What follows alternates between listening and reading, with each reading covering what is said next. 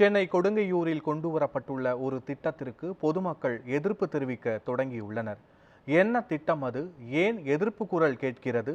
இதோ விவரிக்கிறது இந்த சிறப்பு தொகுப்பு.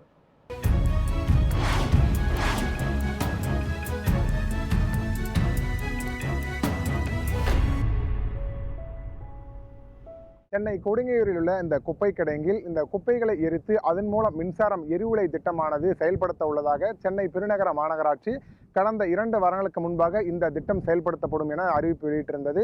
இந்த திட்டத்தினால் இப்பகுதியில் இருக்கக்கூடிய மக்களுக்கு பல்வேறு பிரச்சனைகள் ஏற்பட இருப்பதாக இந்த பகுதி மக்களும் தொடர்ந்து இந்த ஆய்வில் மேற்கொள்ளப்பட்டதில் தொடர்ந்து ஆய்வுகளும் தெரிவிக்கப்படுகிறது. ஒருங்கிணைந்த திடக்கழிவு மேலாண்மை திட்டம் என்ற பெயரில் தனியார் பங்களிப்புடன் கொடுங்கையூரில் குப்பை எரிவூட்டும் திட்டத்தை அமல்படுத்த திட்டமிட்டுள்ளது சென்னை மாநகராட்சி. சுமார் 75 ஏக்கர் பரப்பளவில் வடசென்னை மற்றும் தென் சென்னையின் பல பகுதிகளில் இருந்து சேகரிக்கப்படும் தினசரி 2100 டன் திடக்கழிவுகள் இதில் எரிக்கப்படும். இதில் நெகிழி மற்றும் காகிதம் போன்ற அதிக எரிதிறன் கொண்ட கழிவுகள் முக்கிய பங்கு வகிக்கின்றன. இதன் மூலம் உருவாகும் வெப்பத்தால் நீரை நீராவியாக மாற்றி அதன் மூலம் மின்சாரம் தயாரிக்கப்படுகிறது. இந்த திட்டம் அறிவியல் ரீதியாக ஒரு முன்னேற்றமாக பார்க்கப்பட்டாலும் சுற்றுச்சூழல் மற்றும் பொதுமக்களின் உடல்நலத்திற்கு மோசமான விளைவுகள் ஏற்படும் என சுற்றுச்சூழல் செயற்பாட்டாளர்கள் எச்சரிக்கின்றனர்.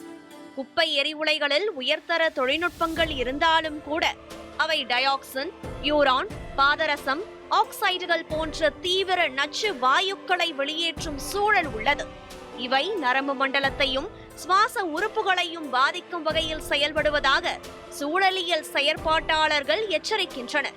இப்போ புதுசா ஒரு எரிவுலை திட்டம்னு ஒன்று மட்டும் எடுத்துட்டு வந்திருக்காங்க. அது பாத்தீங்கன்னா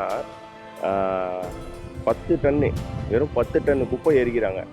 இந்த 10 டன்னு எரிக்கும் போதே எங்களால் அங்கே வாழ முடியல. எழில் நகர் சைடில் பார்த்தீங்கன்னா வாழ முடியல. இப்போ இதை பொறுத்து இன்னும் ஒரு 4-5 எடுத்துகிட்டு வரேன்னு சொல்கிறாங்க. அந்த 4-5 எடுத்துகிட்டு வந்தாங்கன்னா ஒரு நாளைக்கு 2400 டன் எரிக்க போகிறேன்னு சொல்கிறாங்க.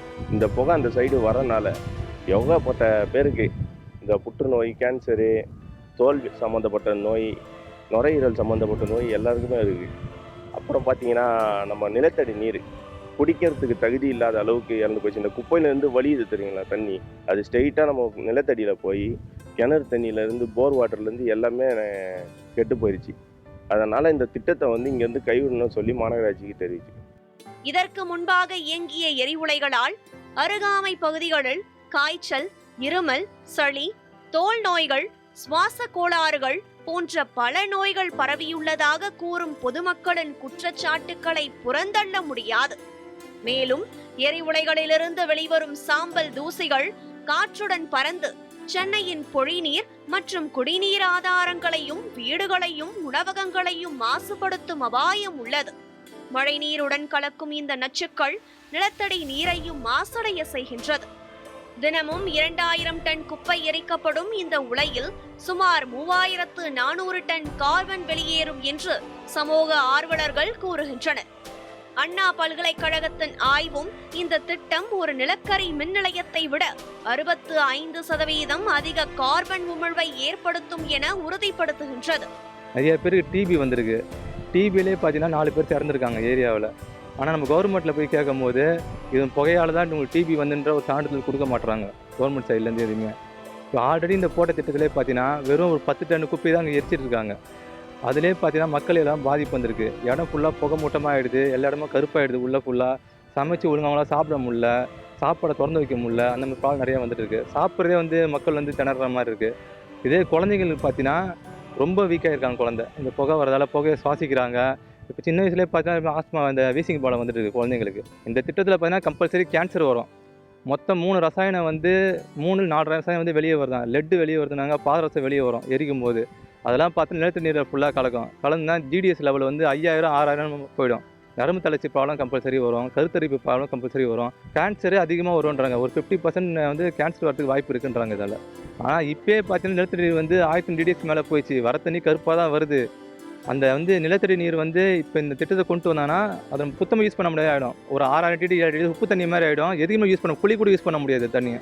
முக்கியமாக இந்த திட்டத்தின் செயல்பாட்டிற்கு நல்ல எரிதிறன் கொண்ட நெகிழி போன்ற கழிவுகள் தினமும் தேவைப்படுவதால் இது மீள் சுழற்சி நடவடிக்கைகளை குறைத்து நகரத்தின் மொத்த கழிவு மேலாண்மை முறையை சீர்குலைக்கும் அபாயம் உள்ளது.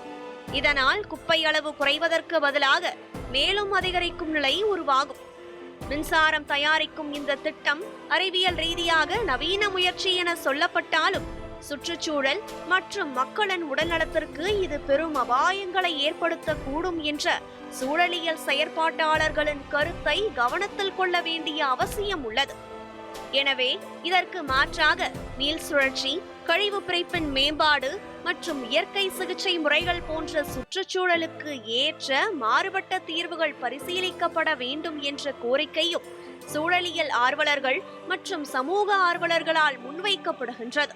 சென்னை கொடுங்கையூரில் உள்ள குப்பை கிடங்கில் கொண்டு வரப்படவுள்ள இந்த எரிவுலை திட்டத்தினால் பல்வேறு பிரச்சனைகள், குறிப்பாக ஆஸ்துமா பிரச்சனை, குடிநீர் பிரச்சனை போன்ற பல்வேறு பிரச்சனைகள் ஏற்படுவதாலும் இந்த திட்டத்தினை கைவிட வேண்டும் என இந்த பகுதி மக்களின் கோரிக்கையாக இருக்கிறது. நியூஸ் 7 தமிழ் செய்திகளுக்காக ஒளிப்பதிவாளர் பிரபாகருடன் செய்தியாளர் லட்சுமணன், சென்னை.